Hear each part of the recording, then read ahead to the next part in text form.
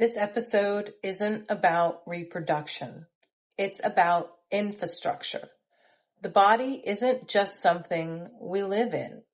It's something systems rely on. And right now, a lot of bodies are signaling strain, fertility, energy, recovery, vitality.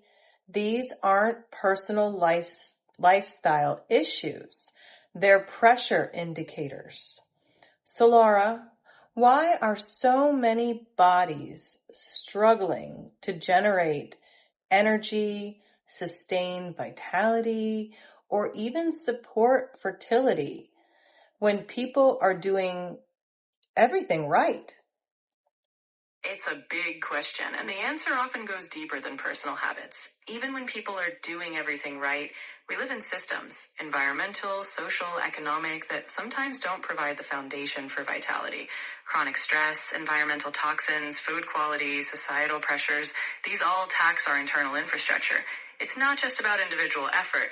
It's also about the pressures our collective systems place on the body. Supporting vitality means addressing both the individual and the larger ecosystem we're navigating. That makes a lot of sense too.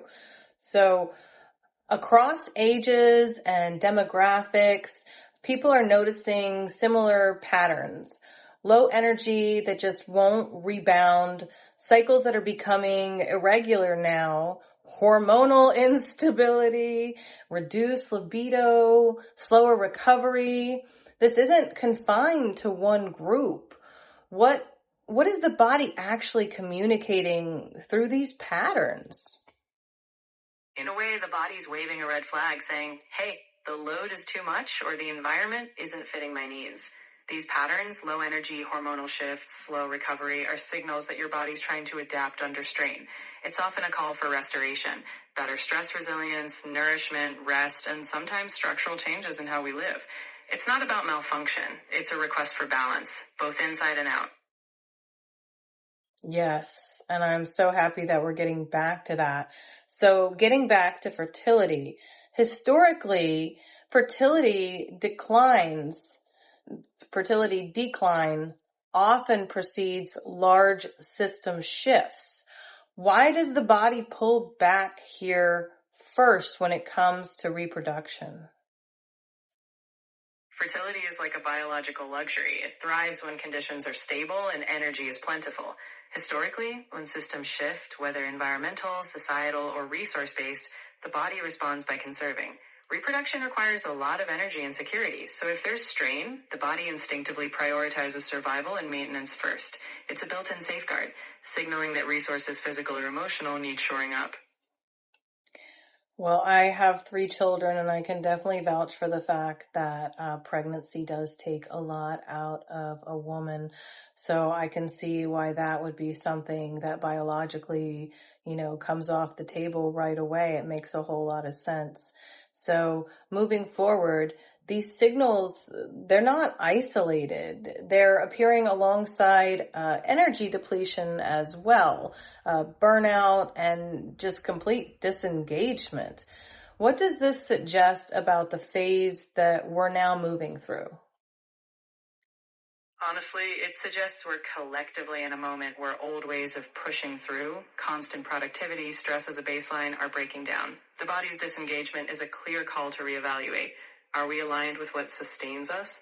It's not just personal burnout, it's a systemic reset moment. We're shifting toward a phase where we need to build in rhythms of recovery, deeper nourishment, and a more regenerative way of living. It's an invitation to rethink not just how we work, but how we thrive. Yeah, we've got to rethink everything. So right now, modern systems are treating the body like an endless upgradable machine. You could just continue to add on and take from it. What happens when the body actually starts to refuse that role? When the body refuses that role, it stops meeting demands, plain and simple. You see it in burnout, chronic fatigue, and all these signals we've been talking about. It's like the body saying, I'm not a machine, I'm a living system that needs care, restoration, and balance. At that point, we can't just add more upgrades. We're forced to slow down, listen, and fundamentally change how we support our well-being, because the body will demand it. Absolutely. So if our bodies are now demanding this, the signals are actually protective of us. But where's the relief in knowing that this has happened if it's something that we really don't have much control over, and honestly, we should kind of lean into? The relief comes in realizing that these signals are nudging us toward a more sustainable way of living, one that doesn't ask us to control everything, but to collaborate with our needs. Leaning in means we get to redefine success, balance, and well-being in ways that actually nourish us.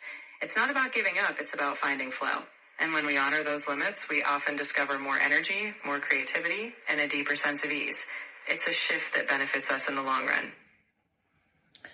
That's great. So it's kind of like we'll see the benefits on our individual level once we start to make these changes. And then collectively, we'll start to see them on a larger level as well. So it's really super exciting, the direction that we're now moving in. So we'll go ahead and wrap this episode up for today. Please notice what resonates and just leave the rest. If this episode has been able to give you language to something you've been experiencing, but you just can't figure out, please like and subscribe. Leave us a comment and let us know how you're feeling today. It helps other people find this content as well. And to all our wayfinders today, I leave you with love and light. Wishing you the best. I love each and every one of you.